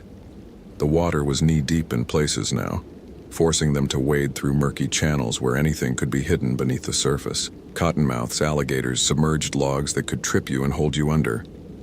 Marcus found himself in an area he'd only been to once before, years ago during a wildlife survey. The trees here were enormous, some of them with trunks 10 feet in diameter. Their bases flared into complex root systems that looked like the flying buttresses of Gothic cathedrals. The canopy was so dense overhead that it felt like twilight even in mid-afternoon. The only light came in scattered beams that caught the humidity and turned the air visible, solid, like you could reach out and touch it. He moved slowly, carefully, calling Allison's name every few minutes and listening for any response. The forest answered with its usual sounds, frogs, insects, the distant call of a barred owl waking early because of the darkness. Nothing human, nothing helpful. Then he saw the marks on the trees. Not carved, like the one back at the campsite. These were scratched into the bark at various heights, some low to the ground, others 8 or 10 feet up, as if something had climbed the trunks while marking them. The same pattern repeated on tree after tree. 3 curved lines forming that too-wide smile, with the single word riding scratched below. Marcus felt his skin prickle despite the heat. This was wrong. This was deeply, fundamentally wrong. The marks formed a trail of sorts leading deeper into the swamp, and against every instinct that told him to stop, to go back, to radio for backup, he followed them.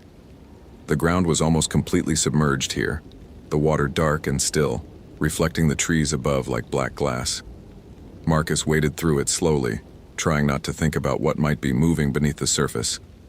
His radio crackled with periodic check-ins from the other searchers. Nothing to report, no signs, no trace. He was perhaps 3/4 of a mile from the campsite when he entered a small clearing where the water pooled deeper, creating a still pond surrounded by massive cypress trees. The silence here was absolute. No frogs, no insects, no birds, just the sound of his own breathing and the soft ripple of water around his legs as he waded in. And there, in the center of the pond, floating face down in the dark water, was a body. Marcus's heart stopped. He surged forward, moving as fast as he could through the waist-deep water, reaching the figure in seconds and turning it over, already dreading what he'd find. But it wasn't Allison Brenner. It was something else, something that might have been human once but wasn't anymore. The skin was wrong, too loose, too empty, like a deflated balloon. The face was slack, expressionless, the eyes open but clouded over, and most disturbing of all, the skin seemed to be separating from the body itself, peeling away in places as if it were nothing more than a garment that could be removed. Marcus recoiled, his mind refusing to process what he was seeing. This wasn't a drowning victim. This wasn't any kind of death he'd ever encountered. This was something else entirely, something that violated every natural law he understood. And then the skin moved. Not the body, the skin itself. It rippled, contracted, began to pull away from the flesh beneath as if it were alive, as if it had its own intentions. Marcus scrambled backward through the water, his breath coming in short, panicked gasps, and as he watched in horror, the skin separated completely from the corpse and began to fold itself, compact itself, become something else. It happened fast. One moment it was human skin, recognizable even in its wrongness. The next it was something that had no name, something that existed between forms, neither flesh nor shadow, but something that contained elements of both. It hung in the air above the floating corpse for a moment, rippling like cloth in an invisible wind, and Marcus could see the shape of it now. The shape of a human figure, but hollow, empty, waiting to be filled. And then it looked at him. It had no eyes, no face, but he could feel its attention like a physical weight, could feel it seeing him, evaluating him, deciding whether he was worth the effort. The air around it shimmered with heat that had nothing to do with the August humidity. The smell hit him then. The same smell that had been in Allison's tent, sweet and rotten, flowers and decay mixed together in a combination that made his stomach turn. Marcus's hand went to his radio automatically. He needed to report this, needed to call for help. But when he tried to speak, no sound came out. His throat was closed, his vocal cords frozen. The thing in the air rippled again, and he felt pressure on his chest. Not physical, but real nonetheless.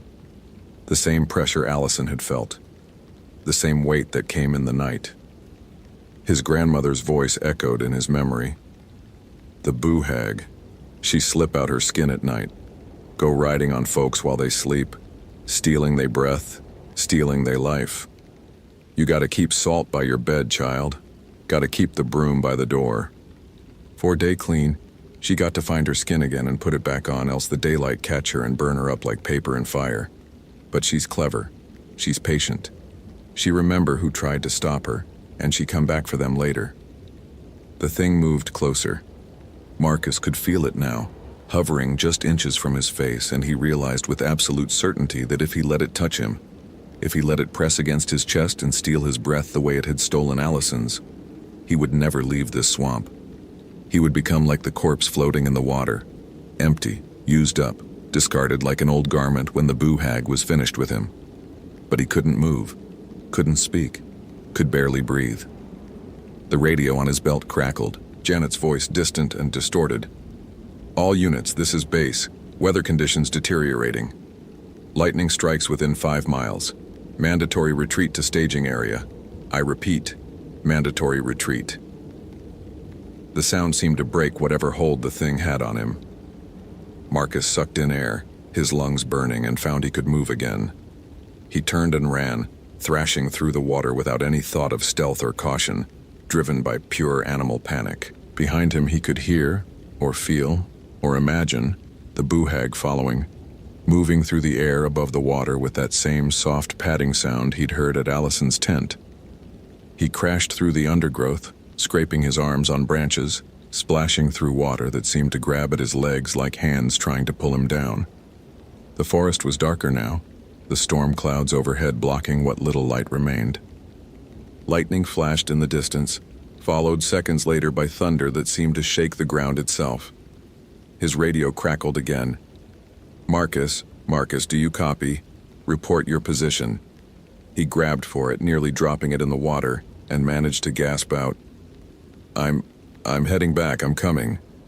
"Are you injured? You sound... Just move. Everyone needs to get out of here now." He didn't wait for a response. He could see the marked trees now, the ones with the scratched faces, and he followed them backward like a trail of breadcrumbs, praying they would lead him back to the campsite, back to the team, back to something that made sense. The first drops of rain started falling, huge warm drops that felt like they had weight to them. The wind picked up, making the Spanish moss swing wildly, and the forest filled with the sound of branches creaking and leaves rustling. Nature's chaos, familiar and safe compared to what he'd just witnessed. He burst into the clearing at Cedar Creek campsite to find the rest of the team already there, securing their gear and preparing to evacuate. They all turned to look at him, and he must have looked as wild and terrified as he felt because Janet immediately came over and grabbed his shoulders. "What happened? Did you find something?" Marcus opened his mouth to answer and found he didn't know what to say. How do you explain what he'd seen? How do you tell experienced rescue professionals that the missing person was taken by something from folklore? Something that shouldn't exist but did? Something that wore human skin like a coat and rode people's breath in the night? He started, then stopped. "I found a body. In the water. But it's not Allison." "Where?" "Maybe 3/4 of a mile west. But we can't. We need to leave. Now." Janet's eyes narrowed. "Marcus, if there's a body, that changes everything. We need to secure the scene, document. It's not safe." The words came out more forcefully than he intended. "Janet, please trust me. We need to leave this area right now." She studied his face for a long moment, then nodded slowly. "Okay. We'll retreat to the staging area, ride out the storm, and return tomorrow with a larger team. You can show us the location then. But Marcus, are you sure you're okay?" He wasn't. He wasn't sure of anything anymore. But he nodded anyway, and the team began their evacuation, moving quickly through the forest as the storm intensified around them. Lightning flashed overhead now, bright enough to leave after images. Thunder followed immediately, so loud it felt like being inside a drum. The rain became a downpour, turning the trail into a stream. They made it back to the parking area by 6:15, soaked and exhausted. The other searchers dispersed to their vehicles, promising to return at first light. Janet pulled Marcus aside before she left. "That body you found," she said quietly. "You're sure it wasn't Allison Brenner?" "I'm sure." "Then we have 2 missing persons now, or 1 missing and 1 dead." She paused. "What do you think happened out there, Marcus?"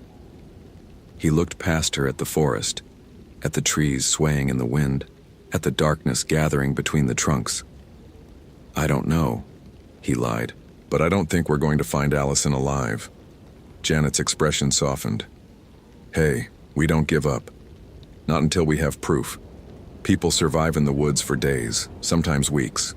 There's still hope." Marcus nodded, but he knew better. He'd seen what was left when the boo-hag was finished.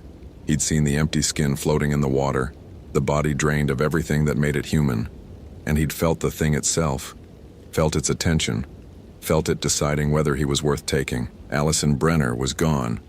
Not lost, not injured.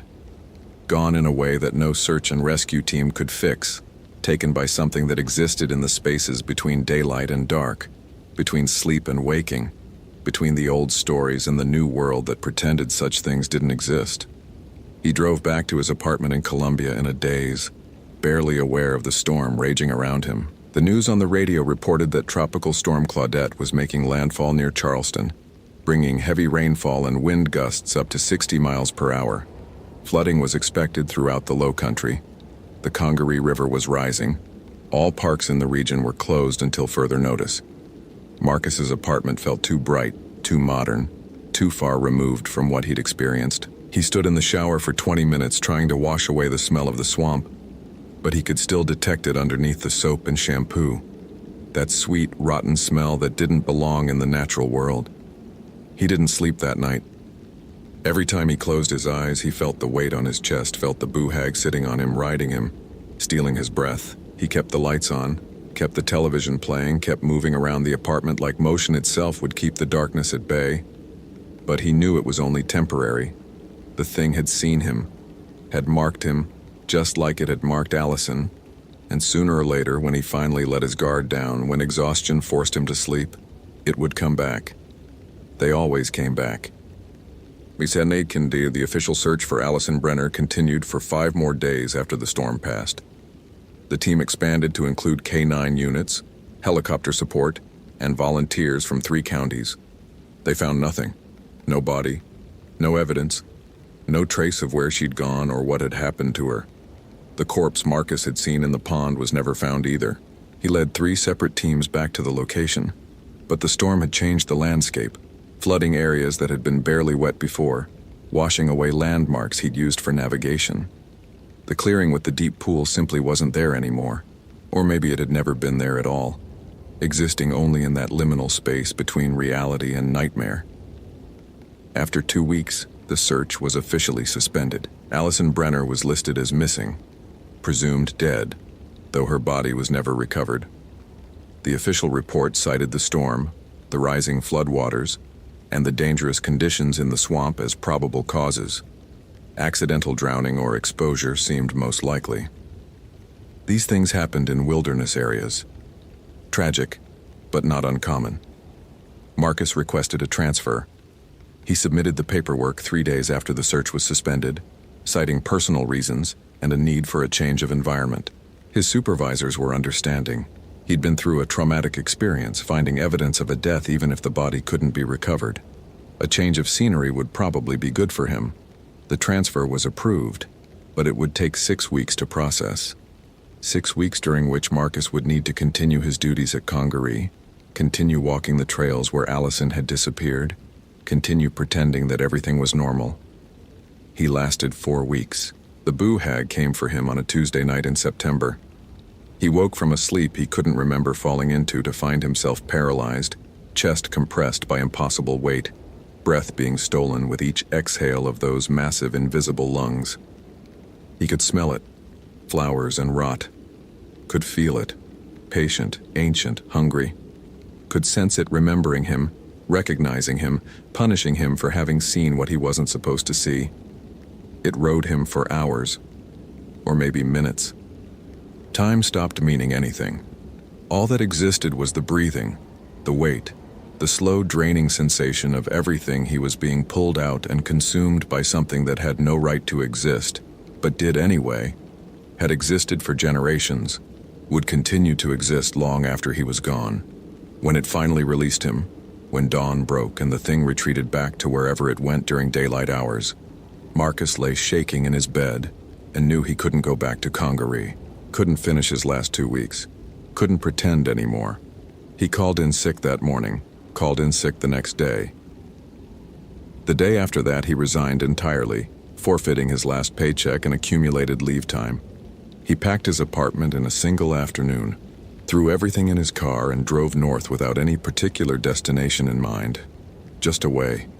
Away from the low country. Away from the swamp. Away from the trees that held too many memories and the water that reflected things that shouldn't exist. But the boo hag followed him anyway. Not every night. That would have been almost easier. Something he could prepare for, could defend against. It came randomly. Once a week, sometimes twice, sometimes not for a month. Just often enough to keep him off balance, to prevent him from ever feeling truly safe. It would find him wherever he slept, whether in a motel room in Virginia or a cheap apartment in Ohio, or the spare bedroom of a friend's house in Michigan. Distance didn't matter. Locks didn't matter. Salt and brooms and all the old protections his grandmother had taught him, none of it mattered. The boo hag had marked him, and it would ride him until there was nothing left to take. Marcus found work at a national forest in Montana, as far from the coastal swamps as he could get. The dry mountain air felt like a different planet. The pine forests bore no resemblance to the flooded hardwoods of Congaree. He told himself the change would help, that the thing couldn't follow him across such a vast distance to such a different ecosystem. But on his first night in his new ranger station quarters, in a building surrounded by mountains and sagebrush and air so dry it cracked his lips, he woke to find himself paralyzed, a familiar weight pressing on his chest, a familiar smell filling the room. And he heard it then clearly for the first time. The boo-hag's voice humming that old tune, the one his grandmother used to sing when she thought no one was listening. The Low Country song, the work song, the song that had traveled across the ocean from West Africa, had survived the Middle Passage, had been passed down through generations who knew that some things were real, even when the modern world insisted they weren't. The song that meant, "I'm writing you, you're mine now, and you always will be." Marcus stopped fighting after that. What was the point? He continued his work, did his job, walked the trails and helped visitors and filed reports, but he was diminished, growing more hollow with each visit, each night of stolen breath. His colleagues noticed but didn't comment. He'd been through trauma, they reasoned. He'd witnessed a death. These things changed people. They didn't know the half of it. Sometimes late at night when he couldn't sleep, Marcus thought about Allison Brenner, wondered if she'd known what was happening to her, wondered if she'd felt the same slow draining, the same inevitable consumption, wondered if some part of her still existed somewhere, trapped in the skin the boo-hag had stolen, forced to watch as the thing wore her face and hunted new victims. He hoped not. He hoped she'd been released, that whatever the boo-hag had taken from her had at least granted her oblivion. But he suspected the truth was worse, suspected she was still there, somewhere, aware and trapped and unable to do anything but scream silently while the thing that had stolen her life continued its patient ancient work. The carving at Cedar Creek campsite was never removed. It was still there, Marcus knew, scratched into that cypress tree. The face with its too wide smile, the single word, writing, still there waiting for the next camper, the next visitor, the next person who would look at it and not understand until it was far too late. Still there, marking the territory, announcing what lived in those woods, what had always lived there, what would continue to live there long after the park was gone and the trees had fallen and the swamp had reclaimed everything humans had tried to build. The boo-hag was patient. The boo-hag was eternal. And the boo-hag never forgot. Marcus learned that lesson well. He carried it with him every day, felt it with every stolen breath, knew it with a certainty deeper than bone. Some things can't be escaped. Some things can't be fought. Some things simply are, existing in the dark spaces of the world, in the old stories that people stopped believing, waiting patiently for the moment when someone ventures too far into the woods and the night comes and the breathing begins. And when that happens, all you can do is close your eyes and hope it's over quickly. Though it never is. It never is.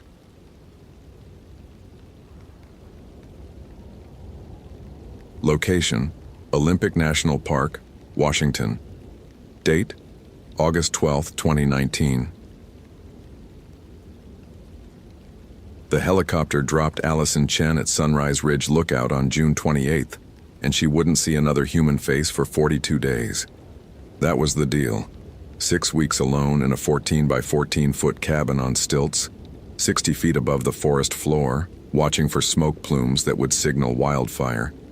6 weeks of solitude, silence, and a job so simple a child could do it. Point the Osborne firefinder at the smoke. Call in the coordinates, let someone else handle the rest. It was exactly what Allison needed. She'd spent the previous 8 months in Seattle, in an apartment that never felt safe, with a man whose voice could turn a simple question into an interrogation. Where did you go? Who did you talk to? Why are you lying to me?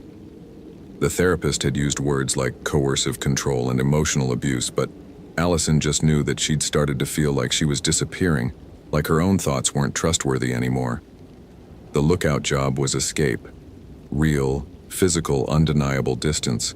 No cell service, no internet, no way for anyone to reach her except the Forest Service radio that connected her to the ranger station 30 miles away, down in the Quinault Valley. The first week had been perfect. Allison learned the routine quickly. Wake with the sun, heat water on the propane stove for instant coffee, scan the horizon with binoculars in a slow 360-degree sweep. The forest stretched in every direction. Douglas fir, western hemlock, Sitka spruce creating a carpet of green so thick it looked solid enough to walk on. The Olympic Mountains rose to the east, still snow-capped even in late June. To the west, she could see a sliver of the Pacific Ocean on clear days, a line of blue at the edge of the world. The days developed a rhythm. Morning scan. Breakfast, usually oatmeal. Read a book. Noon scan. Lunch, afternoon scan. More reading or sketching or writing in the journal her therapist had suggested. Evening scan as the sun set and turned the forest into layers of shadow. Dinner. Radio check-in with the ranger station. Sunrise Ridge. This is Kino Station. Evening check-in. Quino, this is Sunrise Ridge. All clear today. No smoke, visibility good, winds light from the west. Copy that, Sunrise. Weather tomorrow looks clear. We're showing high fire danger for the region, so stay sharp. Will do. Sunrise Ridge clear. The radio would click off and Allison would be alone again with the sound of wind in the trees, the distant call of ravens, the creak of the tower when gusts hit it. At night she'd read by lantern light until her eyes grew heavy, then climb into the narrow cot and sleep more deeply than she had in years. No one asking where she was. No one monitoring how long she spent in the bathroom. No one going through her phone while she slept. Just Allison, the forest, and the sky. By the second week, she'd developed small rituals. Coffee drunk from the same chipped mug while watching sunrise. A walk around the catwalk circling the cabin every afternoon, exactly 20 times around, counting steps. Lunch eaten while sitting in the doorway, legs dangling over the edge, 60 feet of empty air below.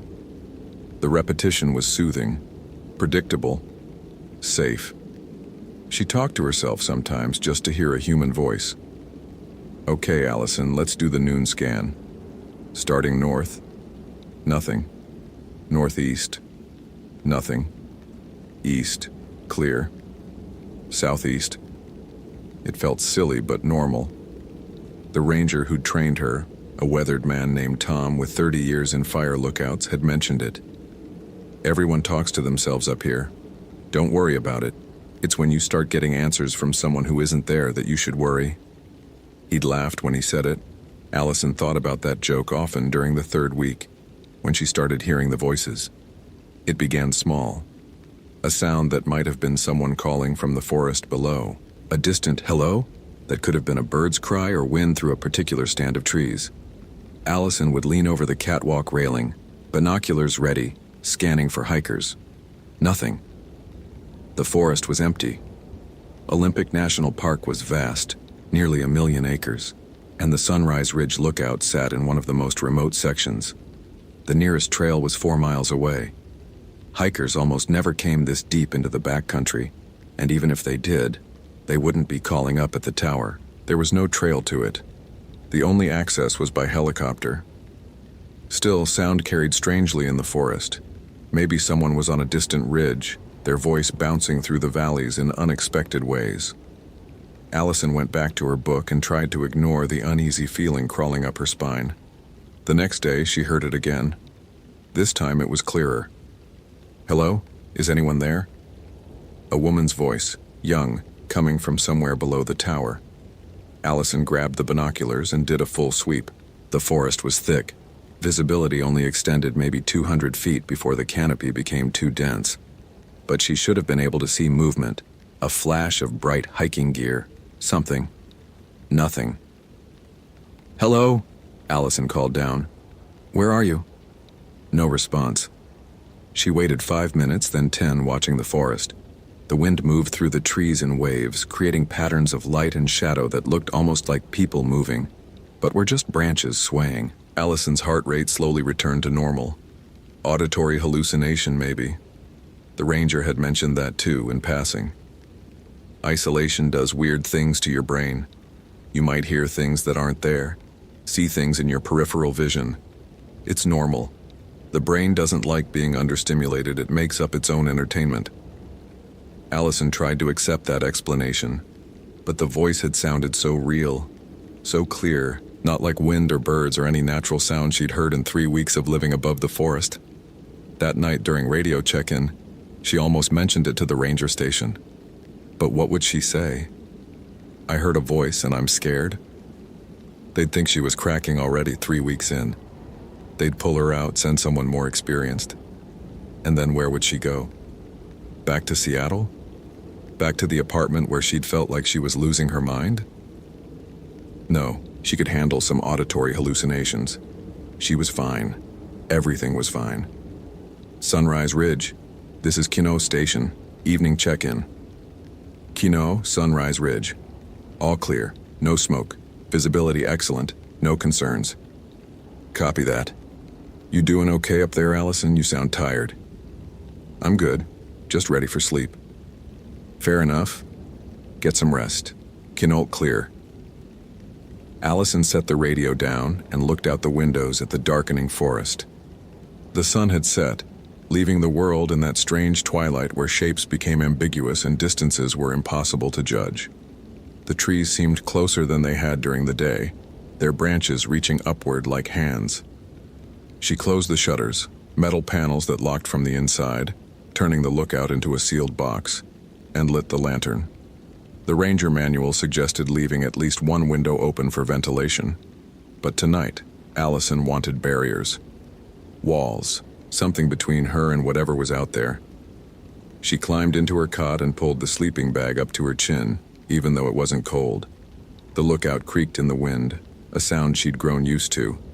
Settling sounds, expansion and contraction. Normal. Then from outside, very close. Allison? She froze. Her name. Someone had said her name. Allison, are you awake? It was a man's voice. Familiar. It took her a moment to place it, and when she did, her blood went cold. It sounded exactly like David, her ex-boyfriend, the one she'd left, the one who didn't know where she'd gone because she'd been careful, so careful, to leave no forwarding address, to tell only her sister and her therapist where she'd be. I know you're in there, Allison. I just want to talk. This wasn't possible. David was in Seattle.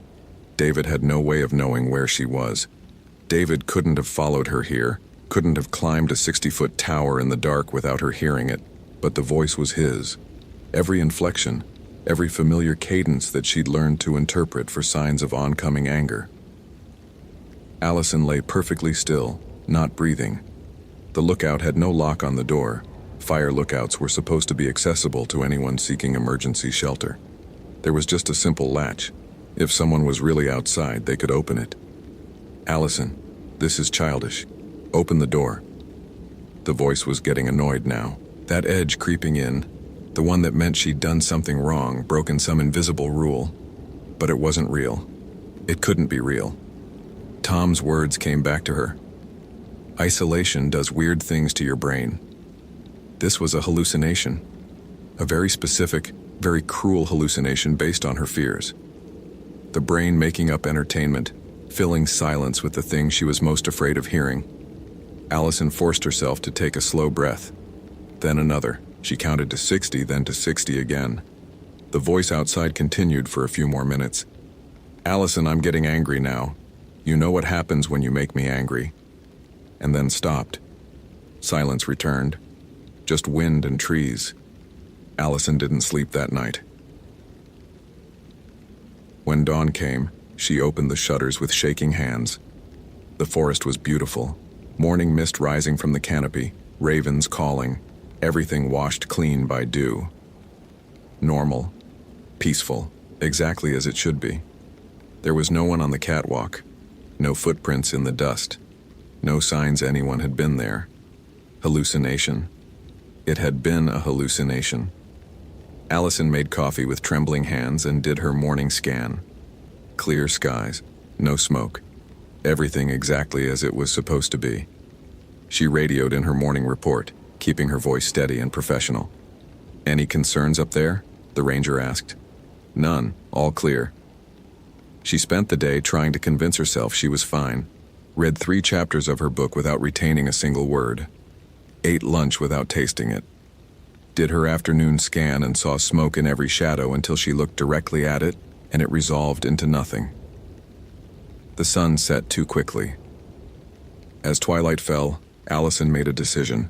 She would not close the shutters tonight. She would prove to herself that there was nothing to fear. The voice had been her imagination, her brain playing tricks. Closing the shutters would be giving in to irrational fear. And she'd spent 8 months learning to recognize when fear was being used to control her. She would not be controlled. Not anymore. Not even by her own mind. Night came. Allison sat at the desk with her book, the lantern casting warm light across the pages. Outside the windows, the forest was a wall of darkness. She read, forcing herself to focus on the words. At 9:47 p.m., she heard footsteps on the stairs. Not imagined, not ambiguous. Clear, distinct footsteps. Someone climbing the 60 feet of wooden stairs that spiraled up to the lookout platform. Allison stood slowly, moving toward the window. The stairs were on the north side. She looked out. Nothing visible. Too dark. But she could hear them. Step, step, step. A steady rhythm, climbing higher. She grabbed the radio. Kino Station, this is Sunrise Ridge. I have a situation. Someone is climbing my tower. Repeat, someone is accessing the lookout. I need immediate assistance. Static answered her. She tried again. Kino Station, do you copy? This is an emergency. More static, then a voice breaking through. Not alone. Never alone. Been watching. That wasn't the ranger station. That wasn't any voice she recognized. The footsteps reached the catwalk. Allison could hear them circling the cabin now, slow and deliberate. Walking around and around, just outside the walls, she backed into the center of the room holding the radio like a weapon. Who are you? What do you want? The footsteps stopped, right outside the door. Then a voice, soft, almost gentle. Allison, you know who I am. You've always known. Let me in. It wasn't David's voice anymore. It was her mother's voice. Her mother who lived in California and who Allison hadn't spoken to in 3 years after a fight about the relationship she refused to leave. You were right, sweetheart. About everything. I should have listened, I'm sorry. Please, let me in, I came all this way to apologize. Tears started running down Allison's face before she could stop them. How many times had she wanted to hear those words? How many nights had she rehearsed the conversation where her mother finally understood, finally believed her? Her hand reached for the door latch, then stopped. Her mother was in California. Her mother didn't know where she was. Her mother couldn't have climbed this tower, and beneath the words, beneath the perfect imitation of her mother's voice, Allison heard something else. A sound like branches scraping together, like wind through hollow wood, like something that had learned to shape human words, but had never been human itself. No, Allison whispered. The voice outside changed. No longer her mother. Now it was her sister. Allison, it's me. Something's wrong. I need help. Please open the door. Then her therapist. Allison, this behavior is concerning. We need to talk about your paranoia. Then David again. You can't hide from me forever, you know that. Then Tom, the ranger who trained her. Allison, check your fire finder. There's smoke. You need to see this. Then her own voice. Let me in. Let me in. Let me in. A dozen voices cycling through everyone she knew, everyone she'd ever known, all begging or commanding or manipulating. Each voice perfect, exact, impossible. Allison pressed her hands over her ears, but she could still hear them. Not through her ears, through her bones vibrating up from the floorboards. She grabbed the ranger manual from the shelf, the one Tom had left, and flipped frantically through pages about weather patterns and radio codes and fire behavior, until she found what she was half remembering. A section near the back, handwritten in faded ink. An addendum someone had added years ago. Additional notes for Olympic Peninsula. Lookouts. The Salish peoples have long traditions about the forests here. If you hear voices at night, especially voices of people you know, do not respond. Do not engage. Do not open your door. They call them stick Indians or wood people. They can mimic any sound they've heard. They collect voices like we collect firewood. If you answer them, they learn your voice too. And once they have your voice, they can call others using it. Stay inside. Do not look directly at them. Wait for dawn. They do not like daylight. If you must go outside, carry iron. They cannot abide iron. The entry ended there, unsigned, undated. Someone had written it and left it as a warning. Allison looked at her supplies. No iron, aluminum cookware, steel ladder, but she had no idea if steel would work. Iron, the note said. Specific. The voices outside had merged into a cacophony now. A chorus of everyone she'd ever known, all speaking at once, all demanding she open the door. And underneath it, that sound. Branches breaking, wood creaking, wind through hollow spaces where a throat should be. I know what you are, Allison said, her voice shaking but clear. You're not real. None of you are real. And I'm not opening this door. The voices stopped. Absolute silence, more complete than any silence should be in the forest at night. Then a single voice, low and old, and speaking in a language Allison didn't understand. Words that sounded like trees rubbing together in wind, like the forest itself learning to speak. Something scraped against the windows, not hands but branches. Long, thin, wrong. Tapping out a rhythm, testing the glass. Allison stood in the center of the room, holding the lantern, and waited for dawn. The voices came every night after that. Always at twilight when the light was failing. Always starting with familiar voices. Her mother, her sister, David, friends she hadn't spoken to in years. Cycling through everyone she'd ever cared about, looking for the combination that would make her open the door. During the day, the forest was normal. Allison did her scans, reported clear skies, maintained her routine. She found she could function on 3 hours of sleep, 4 if she was lucky. She stopped closing her eyes during the day, afraid of what she might hear when she wasn't watching. The radio became unreliable. Sometimes it worked fine, and the ranger station answered her check-ins normally. Sometimes it dissolved into static and voices that weren't quite human, speaking in frequencies that made her teeth ache. She learned to tell the difference. Real radio transmissions had a specific click when the transmission ended.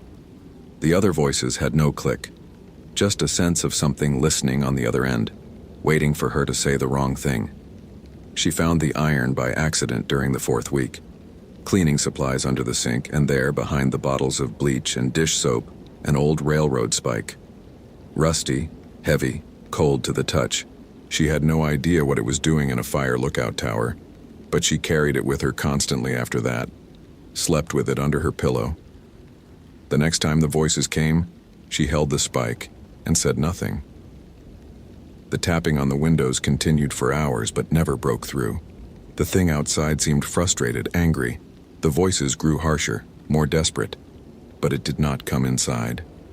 Dawn always brought relief. The voices would fade with the darkness, and Allison would open the shutters to find the forest peaceful again. Birds singing, normal sounds. She'd make her coffee and do her morning scan and pretend everything was fine.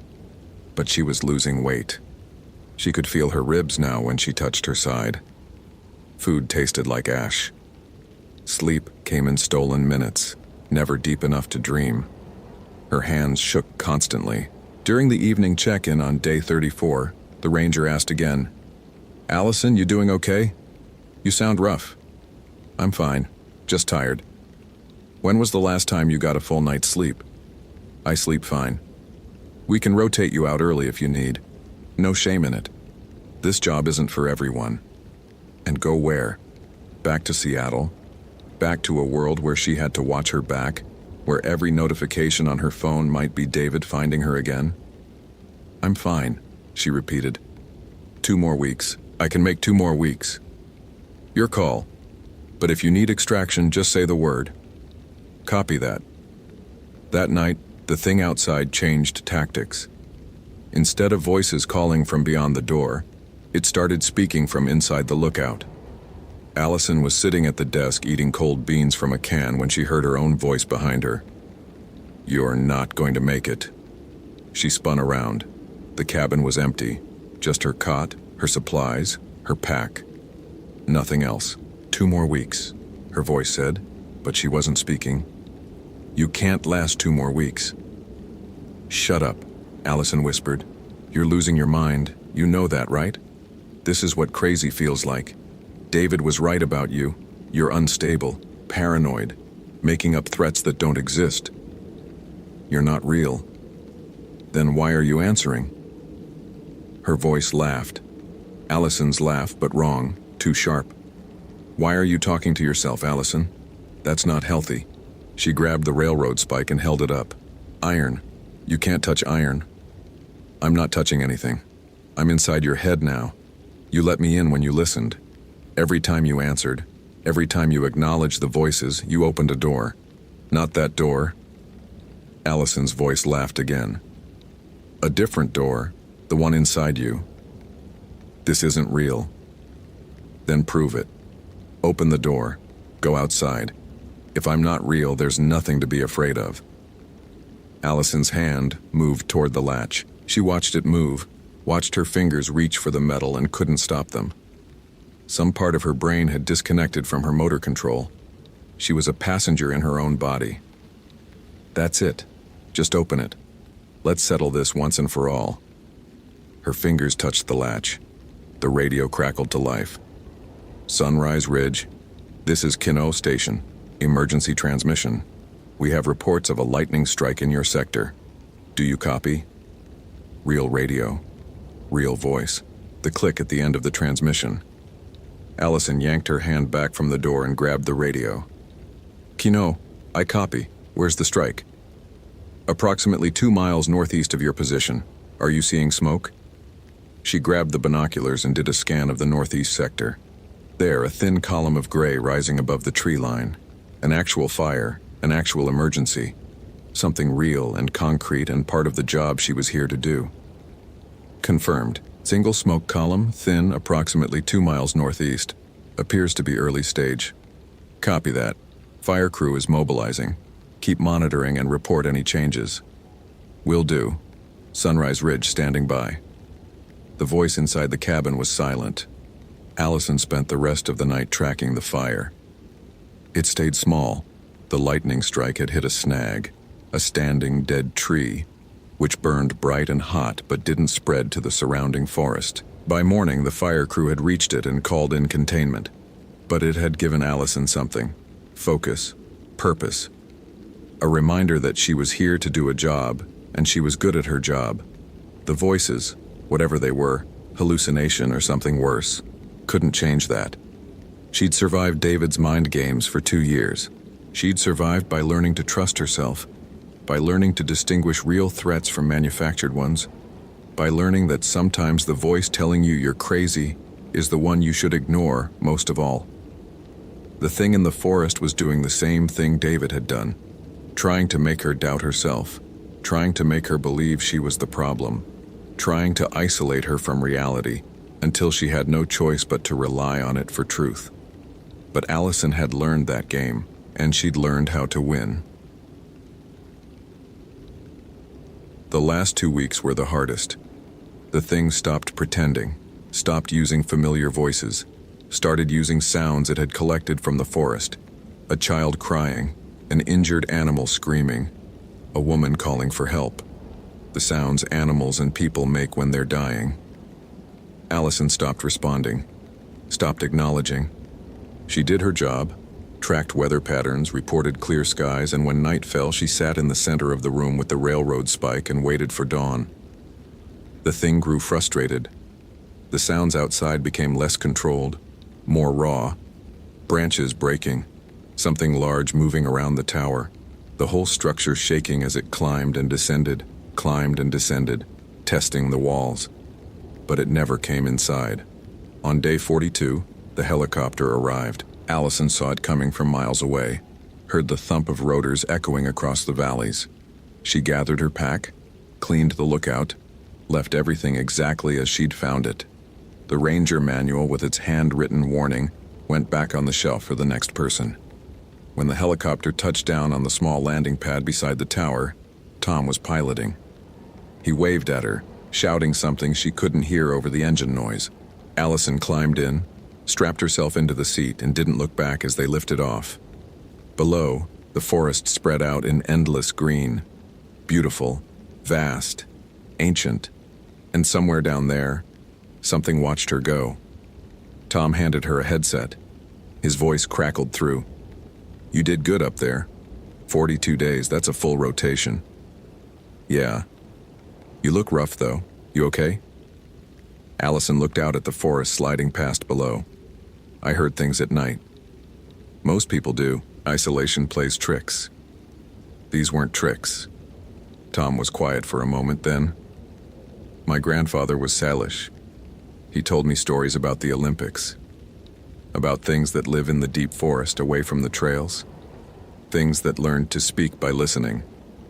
He said they're always there, always watching, but they only speak to people who are alone. What do they want? Company, maybe. Or maybe they're just curious. Or maybe they're testing us, seeing what we're made of." He glanced at her. "The fact that you're sitting here means you passed." "I didn't feel like I passed. I felt like I was going crazy. The line between those two things gets real thin sometimes. But you didn't open the door. That's what matters." The helicopter flew on, carrying her away from Sunrise Ridge, back toward civilization, back toward a world with other people and noise and light. Allison closed her eyes, listening to the engine, letting the vibration travel through her bones. She thought about the railroad spike in her pack. She'd kept it. A reminder, maybe. Or a tool. Just in case. Because the thing she'd learned, up in that tower, wasn't just about surviving isolation. It was about learning to trust her own mind again. Learning that sometimes the scary voice telling you you're broken is the real threat.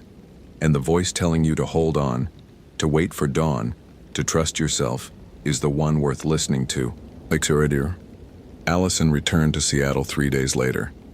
She moved into a new apartment, 3rd floor, door painted blue, a broom hanging by the entrance. Superstition, maybe, but she'd learned that some traditions exist for good reasons. David tried to contact her twice. She blocked him both times without reading the messages. Whatever power his voice had once held was gone. She'd heard worse. She'd survived worse. The nightmares came for a while. Dreams of being back in the tower, hearing the voices, reaching for the door latch. But they faded. Slowly, but they faded. 6 months later, she got an email from the Forest Service. They were looking for experienced lookouts for the next summer season. Sunrise Ridge was available. Would she be interested in another rotation? Allison stared at the email for a long time. Her therapist would probably say it was a bad idea, that she needed more recovery time, that going back to the place where she'd nearly broken wasn't healthy. But Allison remembered something else. She hadn't broken. She'd bent. She'd barely held on. But she hadn't broken. And there was something powerful in that. Something she didn't want to lose. She typed her response. "Yes, I'm interested." Because here's what Allison had learned, both from David and from the thing in the forest. The voices that try to control you only have the power you give them. They can't make you open the door. They can't make you doubt yourself unless you let them. And she was done letting them. The Unault Ranger Station keeps a file on Sunrise Ridge Lookout. It's thicker than the files for other lookouts, full of incident reports that never quite explain what happened. 1994. Lookout reported voices in the trees and requested early extraction after 3 weeks. 2001. Lookout abandoned post without notice. Found walking on a forest road 12 miles away, claiming they wouldn't stop calling. 2008. Lookout completed full rotation, but filed a report about non-standard auditory phenomena that was archived without follow-up. 2015. Lookout hospitalized for exhaustion and dehydration. Claimed she stopped sleeping because of the visitors. 2019. Allison Chen completed a full 42-day rotation, filed no incident reports, requested return assignment for the following season. The ranger who manages the file sometimes looks at that 2019 entry and wonders what the difference was. What made Allison survive when others broke? The answer isn't in the file. The answer is in the things Allison learned in that tower during 42 nights of voices calling her name. Sometimes the scariest thing isn't what's outside your door. Sometimes it's the voice inside your head telling you that you deserve to be afraid, and sometimes survival means learning the difference between the two. Tom retired the next year. His replacement, a young ranger named Katie, asked him about Sunrise Ridge during the handoff. "I've read the files. What's actually going on up there?" Tom thought about his grandfather's stories, about things in the forest that collect voices like people collect photographs, about how loneliness can open doors that should stay closed, about the difference between superstition and survival. "My advice," he said finally, "when you brief people for that posting, tell them 3 things. 1, bring iron. 2, don't answer voices you can't see. 3, the forest is older than we are, and sometimes it likes to remind us of that." "That's not a real answer." "No," Tom agreed, "but it's the only answer I've got." Katie sent Allison back to Sunrise Ridge in June 2020. Allison packed the same railroad spike, the same supplies, the same determination. The voices came again that summer. They always did. But Allison knew them now, knew their patterns, knew how to sit in silence while they raged outside her walls, knew that dawn always came, knew that surviving meant holding on to yourself even when everything around you insisted you were the problem. She completed another full rotation. And another, the summer after that. People started calling her the Sunrise Ridge Specialist, the one who could handle the isolation, the silence, the peculiar challenges of that particular posting. They didn't know the real reason she kept going back. The real reason was this. In that tower, 60 feet above the forest floor, surrounded by voices trying to make her doubt herself, Allison had learned she was stronger than the things that tried to break her, and that was a lesson worth remembering. Every single summer,